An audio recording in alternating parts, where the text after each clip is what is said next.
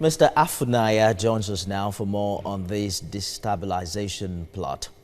Your statement suggests that certain people are planning to foment trouble.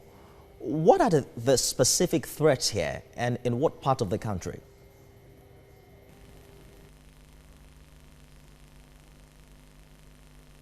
Hello. Yeah, good evening.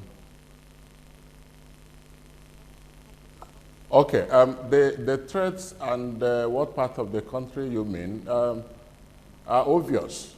If you look at the situations across Nigeria, you would agree with us that various threats, either terrorism, insurgency, separatist agitations, farmer-sellers clashes, and in the post-COVID situation, rape has been on the increase, kidnapping, and all of that are obvious threats that have continued to affect law and order, peaceful movement and businesses across the nation.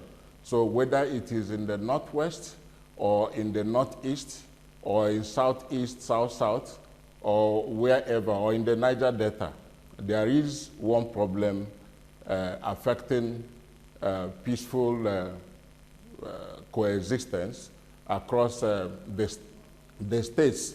So it is not about which place. If you look at the map of Nigeria, you would understand that the violence or security or insecurity, as you may want to call it, is widespread across. Okay, Mr. Afunanya, let's turn our attention to southern Kaduna for a bit. There have been series of protests recently in reaction to the crisis there. The local residents disagree with the presidency's statement that the crisis is fueled by revenge killings and mutual violence. Does this bother the DSS?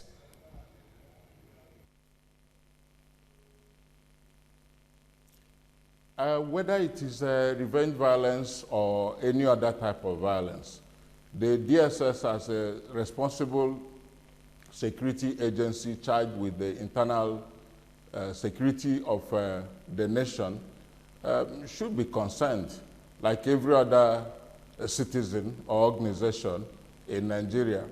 But then, you shouldn't look at the situation in that place in isolation. Put it in context, and also look at what is happening elsewhere. Is DSS sleeping? No. Is DSS doing what it ought to do? Yes. Could it have been worse? Of course.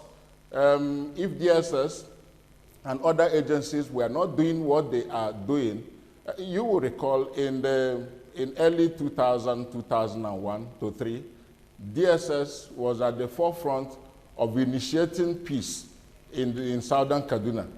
And if you ask the conflicting parties, if you ask them, if you bring them and ask, has DSS been doing anything to bring about peace in your domain?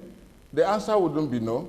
They know, and very well, for certainty, that DSS has been involved in initiating and pursuing peace. Apologies, Mr. Afunanya. I'm afraid we have to end it there.